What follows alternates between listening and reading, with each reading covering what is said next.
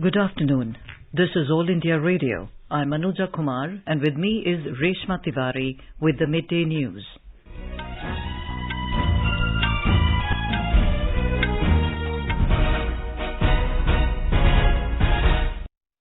The headlines.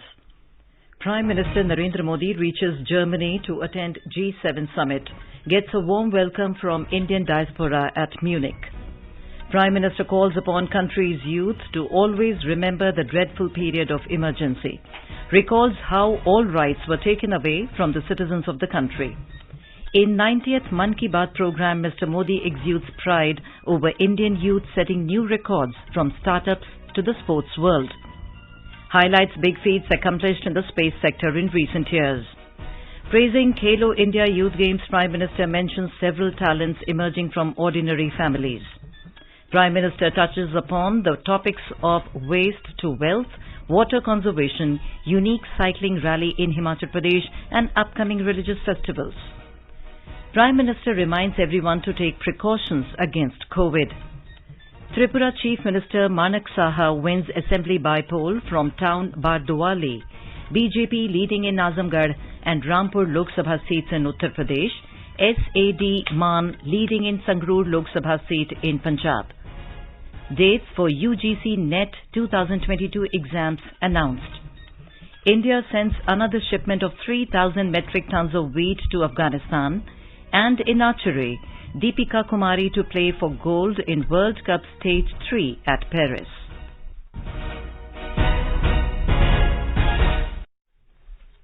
And now the news in detail.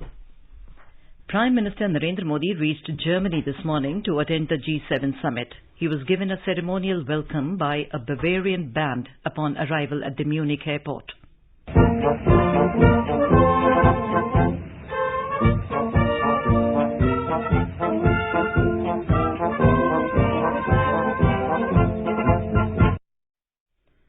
The Indian diaspora also accorded a warm welcome to the Prime Minister in Munich. Mr. Modi interacted with the children present among the gathering of the Indian diaspora. In Skolas Elmau, besides participating in discussions with G7 partner countries and guest international organizations, the Prime Minister will also hold several bilateral meetings. He said in a tweet that he was looking forward to fruitful discussions with the world's leaders during the summit. The discussions will be held on climate, energy, food security, health, gender equality, and more. In a statement ahead of the visit, Mr. Modi had said he is visiting Germany at the invitation of the Chancellor of Germany for the G7 summit under the German presidency. He said it will be a pleasure to meet German Chancellor Olaf Scholz again after the productive India-Germany intergovernmental consultations last month. Germany has also invited other democracies such as Argentina, Indonesia, Senegal and South Africa to the G7 summit. The EU will be represented by the President of the European Council, Charles Michel, and the President of the European Commission, Ursula von der Leyen. The Prime Minister said that he is also looking forward to meeting members of the Indian diaspora from across Europe while in Germany. He said they are contributing immensely to their local economies, as also enriching India's relations with the European countries. The G7 is bringing together fellow democracies for deliberations on important global issues impacting humanity. This year's G7 summit is an opportunity to send out a powerful signal of unity in these turbulent times, advocating for progress, prosperity, peace and security. On his way back to India on Tuesday, Mr. Modi will make a brief stopover in Abu Dhabi for a meeting with President of the UAE and ruler of Abu Dhabi, Sheikh Mohammed bin Zayed Al Nahyan. He will convey personal condolences on the passing away of the former UAE President and ruler of Abu Dhabi, Sheikh Khalifa bin Zayed Al Nahyan. Union Minister of Tourism and Culture G. Kishan Reddy says India proposes to hold about 200 conferences for G20 delegates at various places across the country after it assumes the G20 presidency in December later this year. He said up to 200 delegates from G20 countries will be attending each of these conferences, which will provide them with an opportunity to experience India in its true form. The conferences will offer an excellent opportunity for the country to showcase its richness and culture. The minister was addressing a function at Vaikom in Kottayam district this morning after unveiling the statue of Vaikom Padmanabha Pillai, who fought against the British. Prime Minister Narendra Modi today called upon the youth of the nation to always remember the dreadful period of emergency. Addressing the nation in his Man Ki Baat program on All India Radio, Mr. Modi said the generations to come should never forget the mass movement during the emergency. The emergency was imposed in the month of June in 1975. Prime Minister Modi recalled that all rights were taken away from the citizens of the country. One of those rights was the right to life and personal liberty provided to all Indians under Article 21 of the Constitution. उस समय भारत के लोकतंत्र को कुचल देने का प्रयास किया गया था। देश की अदालतें, हर संवैधानिक संस्था, प्रेस, सब पर नियंत्रण लगा दिया गया था। सेंसरशिप की ये हालत थी कि बिना स्वीकृति कुछ भी छापा नहीं जा सकता था। मुझे याद है तब मशहूर गायक किशोर कुमार जी ने सरकार की वाहवाही करने से इनकार किया तो उन पर बैन लगा दिया गया। रेडियो पर से उनकी एंट्री ही हटा दी गई। The Prime Minister stated that even after many attempts, thousands of arrests and atrocities on lakhs of people, the faith of the people of India in democracy did not shake. Bharat के हम लोगों में सदियों से जो लोकतंत्र के संस्कार चले आ रहे हैं, जो लोकतांत्रिक भावना हमारी रग रग में है, आखिरकार जीत उसी की हुई। भारत के लोगों ने लोकतांत्रिक तरीके से ही इमरजेंसी को हटाकर वापस लोकतंत्र की स्थापना की। तानाशाही की मानसिकता को, तानाशाही वृत्ति प्रवृत्ति को लोकतांत्रिक तरीके से पराजित करने का ऐसा उदाहरण पूरी दुनिया में मिलना मुश्किल है। The Prime Minister added that during the emergency he had the good fortune to have been a witness and a partner in the struggle. He highlighted that in the past few years, many big feats related to the space sector have been accomplished in the country. One of these achievements has been the creation of an agency named In Space. एक ऐसी agency जो space sector में भारत के private sector के लिए नए अवसरों को प्रमोट कर रही है। इस शुरुआत ने हमारे देश के युवाओं को विशेष रूप से आकर्षित किया है। साथियों, ये वही युवा हैं जिनके मन में आज से कुछ साल पहले स्पेस सेक्टर की छवि किसी सीक्रेट मिशन जैसी होती थी, लेकिन देश ने स्पेस रिफॉर्म्स किए और वही युवा अब अपनी सैटेलाइट लॉन्च कर रहे हैं। जब देश का युवा आकाश छूने को तैयार है तो फिर हमारा देश कैसे पीछे रह सकता है? Mr. Modi took pride in the fact that the number of startups in the space sector amounts to more than 100. आज से कुछ साल पहले तक हमारे देश में स्पेस सेक्टर में स्टार्टअप के बारे में कोई सोचता तक नहीं था। आज इनकी संख्या 100 से भी ज्यादा है। ये सभी स्टार्टअप्स ऐसे आइडिया पर काम कर रहे हैं जिनके बारे में पहले या तो सोचा ही नहीं जाता था या फिर प्राइवेट सेक्टर के लिए असंभव माना जाता था। Touching the topic of sports, the Prime Minister spoke about Olympic gold medalist Neeraj Chopra, who was in the headlines recently. Even after the Olympics, he is setting new records of success one after the other. Neeraj won the silver at Paavo Nurmi Games in Finland. He said in the recently held Khelo India Youth Games as well, Indian players set many records. अभी हाल में ही आयोजित हुए खेलो India youth games में भी कुल 12 record टूटे हैं। इतना ही नहीं, 11 रिकॉर्ड्स महिला खिलाड़ियों के नाम दर्ज हुए हैं। अपनी मेहनत से इन खिलाड़ियों ने बता दिया है कि आने वाले समय में अंतर्राष्ट्रीय खेलों में भारत की साख कितनी बढ़ने वाली है। मैं इन सभी खिलाड़ियों को बधाई भी देता हूं और भविष्य के लिए शुभकामनाएं भी देता हूं। The Prime Minister mentioned that there has been another special feature of Khelo India Youth Games. He said that this time many talents have emerged from very ordinary families. Mr. Modi noted that in their success, their family and parents have a big role to play. He spoke of the father of Adil Altaf from Srinagar, who is a tailor by profession. Similarly, he gave the example of gold winner L. Dhanush's father, who is a carpenter in Chennai. Kajol Sargar's father works as a tea vendor. Kajol would help her father and practice weightlifting as well. Mr. Modi pointed out that in Khelo India Youth Games, 5 indigenous sports were included this time. These are Gatka, Thangta, Yogasan, Kallari Payattu and Mallakhambh. The Prime Minister exuded pride that an international tournament is going to be held of a game which was born centuries ago in India. This chess Olympiad will begin from the 28th of July.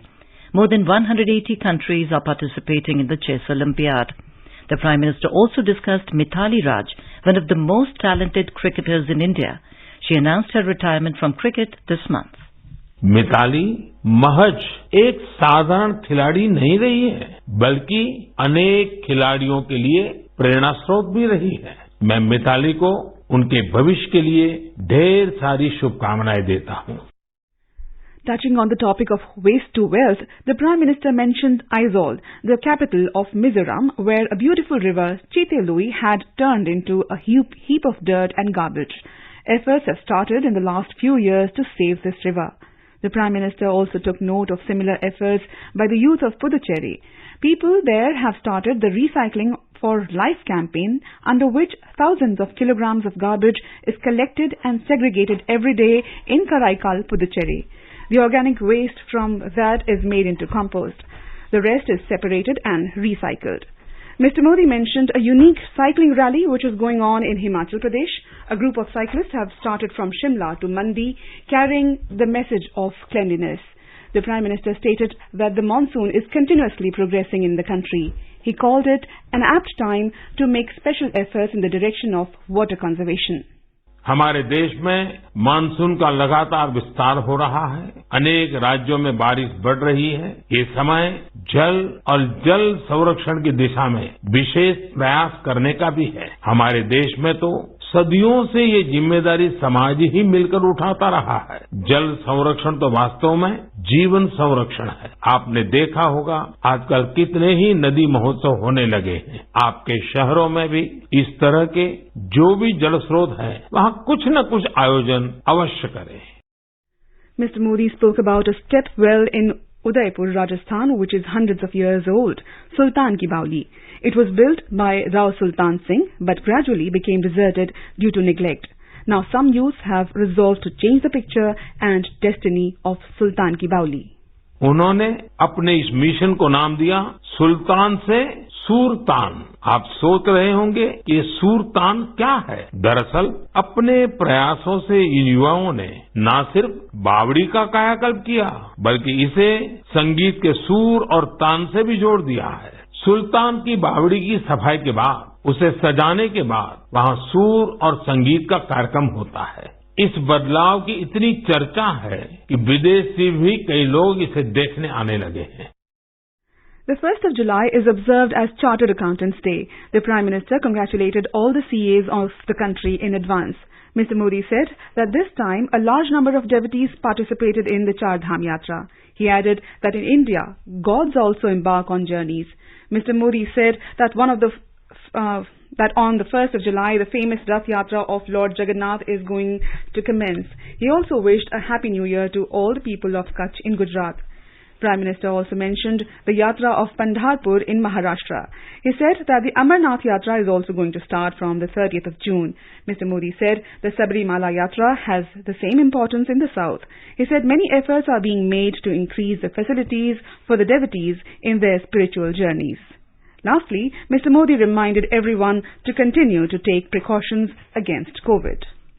Founder of Dhruv startup, Krishna Teja, thanked Prime Minister Narendra Modi for his encouraging words about the startup in his Mann Ki Baat today.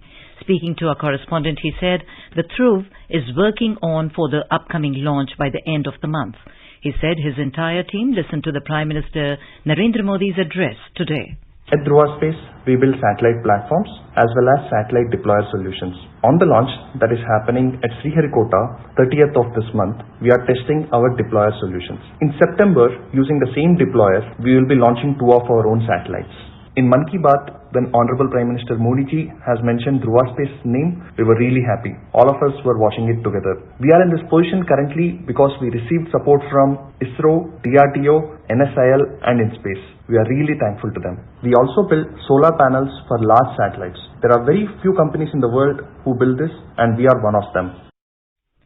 Mallavat Purna from Telangana thanked Prime Minister Narendra Modi for his encouraging words in his Mann Ki Baat today. I'm very happy that Government of India for recognizing and mentioning my name in Mann Ki Baat. I'm very much grateful. Thank you so much to our Prime Minister Narendra Modi sir for your support and blessings. You are listening to the Midday News on All India Radio. A reminder of the headlines before we move on. Prime Minister Narendra Modi reaches Germany to attend G7 summit, gets a warm welcome from Indian diaspora at Munich. Prime Minister calls upon country's youth to always remember the dreadful period of emergency, recalls how all rights were taken away from the citizens of the country. In 90th Mann Ki Baat program, Mr. Modi exudes pride over Indian youth setting new records from startups to the sports world, highlights big feats accomplished in the space sector in recent years. Praising Khelo India Youth Games, Prime Minister mentions several talents emerging from ordinary families. Prime Minister touches upon the topics of waste to wealth, water conservation, unique cycling rally in Himachal Pradesh, upcoming religious festivals. Prime Minister reminds everyone to take precautions against COVID. Tripura Chief Minister Manik Saha wins assembly by-polls from town Bardowali. BJP leading in Azamgarh and Rampur Lok Sabha seats in Uttar Pradesh.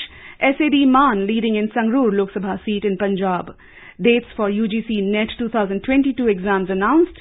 India sends another shipment of 3,000 metric tons of wheat to Afghanistan. And in archery, Deepika Kumari to play for gold in World Cup Stage 3 at Paris. For quick news updates round the clock, follow us on our Twitter handle @AIR News Alerts. क्या आप competitive exams की तैयारी कर रहे हैं? आपके लिए all India radio लाया है प्रोग्राम अभ्यास, एक ऐसा कार्यक्रम जहां हमें आप प्रश्न भेजते हैं व्हाट्सएप नंबर 9289094044 पर या फिर ईमेल करते हैं abhyas.airnews@gmail.com पर और हमारे एक्सपर्ट देते हैं आपके प्रश्नों के उत्तर हर शनिवार रात 9:30 बजे। इस वर्ग का विषय है आधुनिक इतिहास यानी कि मॉडर्न हिस्ट्री और आपके सवाल प्राप्त करने की अंतिम तारीख 29 जून। आपका अभ्यास हमारा प्रयास।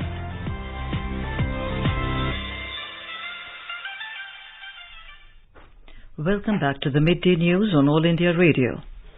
Counting of votes for by-polls to 3 parliamentary constituencies and 7 assembly seats is underway. Voting for these seats spread over Punjab, Uttar Pradesh, Tripura, Andhra Pradesh, Jharkhand and Delhi was held on Thursday, the 23rd of June. In Tripura, Chief Minister Manik Saha has won the assembly by-poll from town Bardowali by 6,104 votes, defeating his Congress rival Ashish Kumar Saha. Malina Debnath of BJP has won from Jub Rajnagar seat, while Sudeep Roy Burman of Congress has won from Agartala. BJP candidate Swapna Das Paul is leading from Surma constituency. In Punjab, according to latest trends, Shiromani Akali Dal Maan candidate Simranjeet Singh Maan is leading by over 7,000 votes in Sangrur Lok Sabha seat over Aam Aadmi Party candidate Gurmail Singh. In Uttar Pradesh, BJP candidate Dinesh Lal Yadav Nirahua is leading in Azamgarh, while its candidate Ghanshyam Singh Lodhi is ahead of his rival in Rampur Lok Sabha seat. In Delhi, Durgesh Pathak of Aam Aadmi Party is leading in Rajinder Nagar Assembly seat. In Andhra Pradesh, YSR Congress candidate Mekapati Vikram Reddy has won by a huge margin of 82,888 votes in Atmakur seat. In Jharkhand's Mandar seat, Congress candidate is leading. The dates for conducting the University Grants Commission National Eligibility Test UGC NET 2022 have been announced. The UGC NET December 2021 and June 2022 exam dates have been merged this year. The UGC NET 2022 exam will begin on the 8th of July and conclude on the 14th of August. In a tweet, UGC chairperson M. Jagdesh Kumar said the detailed notice regarding dates will be announced on nta.nic.in, the official website of the National Testing Agency. India sent the next shipment of 3,000 metric tons of wheat to Afghanistan yesterday. External Affairs Ministry spokesman Arindam Bagchi said India's commitment to provide humanitarian assistance to the Afghan people remains steadfast. So far, India has successfully completed shipment of 33,500 metric tons of wheat to Afghanistan in partnership with World Food Programme. And now let's listen to our special program Azadi Ka Safar, highlighting the importance of the day during the freedom struggle. आजादी का Amrit Mahotsav.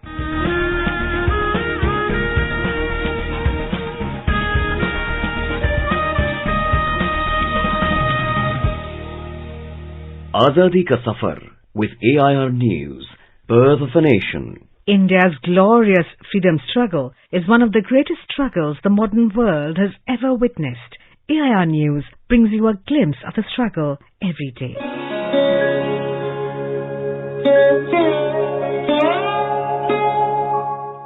In today's episode, we remember social reformer and freedom fighter Sahajanand Saraswati, who died on the 26th of June, 1950. A champion of the farmers, Saraswati was an intellectual, prolific writer and a revolutionary.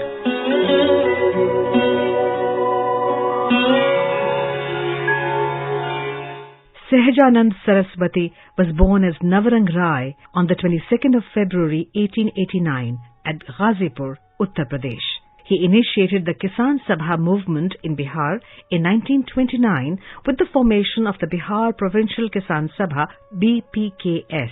The Sabha mobilized peasants against the zamindari attacks on their occupancy rights. The All India Kisan Sabha AIKS was formed at the Lucknow session of the Indian National Congress in April 1936, with Saraswati as its first president and prominent leaders such as N.G. Ranga and E.M.S. Nambudiripad as members. The Kisan Manifesto was released in August 1936 and demanded abolition of the zamindari system and cancellation of rural debts.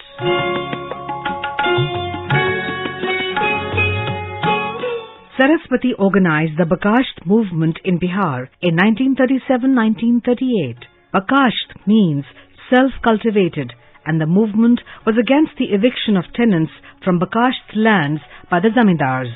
The movement gained ground and the Bihar Tenancy Act and the Bakasht land tax were passed to secure farmers' rights. Saraswati also led the successful struggle in the Dalmia sugar mill at Behta. When Saraswati was arrested during the Quit India movement, Subhash Chandra Bose and the All India Forward Bloc decided to observe 28th of April as All India Swami Sahajanand Day in protest of his incarceration by the British Raj. Subhash Chandra Bose said, Swami Sahajanand Saraswati is, in the land of ours, a name to conjure with. The undisputed leader of the peasant movement in India, he is today the idol of the masses and the hero of millions. It was indeed a rare fortune to get him as the chairman of the reception committee of the All India Anti-Compromise Conference at Ramgarh. For the Forward Bloc, it was a privilege and an honor to get him as one of the foremost leaders of the left movement and as a friend, philosopher and guide of the Forward Bloc itself. Following Swamiji's lead, a large number of front-rank leaders of the peasant movement have been intimately associated with the Forward Bloc. The mass leader of peasants, Sahajanand Saraswati, died on the 26th of June 1950. AIR News salutes the great Indian.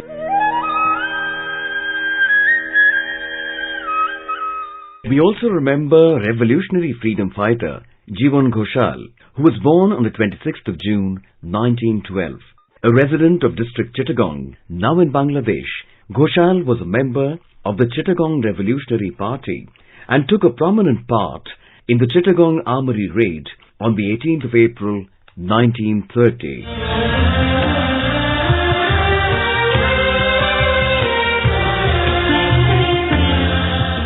After the Chittagong raid, he left the city but was arrested at Feni railway station on the 22nd of April 1930. However, he managed to escape to Chandernagore with 2 other fugitives. M. Champion, the administrator of the French colony, informed his whereabouts to the British authorities in Kolkata. On getting the information, Kolkata's Police Commissioner Tegart, along with a large police contingent, reached Chandernagore on 1st September 1930 and surrounded the revolutionaries' hiding place. In the exchange of fire between the police and the revolutionaries, Jivan Ghoshal received fatal bullet injuries and died on the same day. We salute the great revolutionary.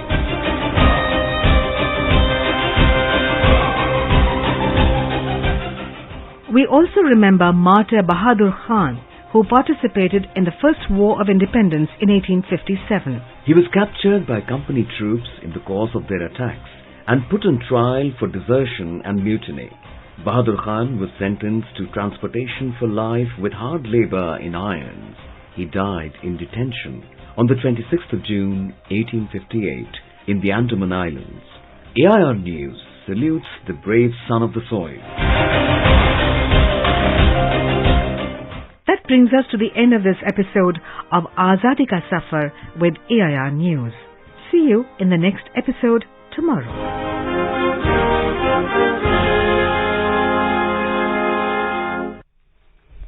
Home Minister Amit Shah today said Narendra Modi government has a zero-tolerance policy against drugs.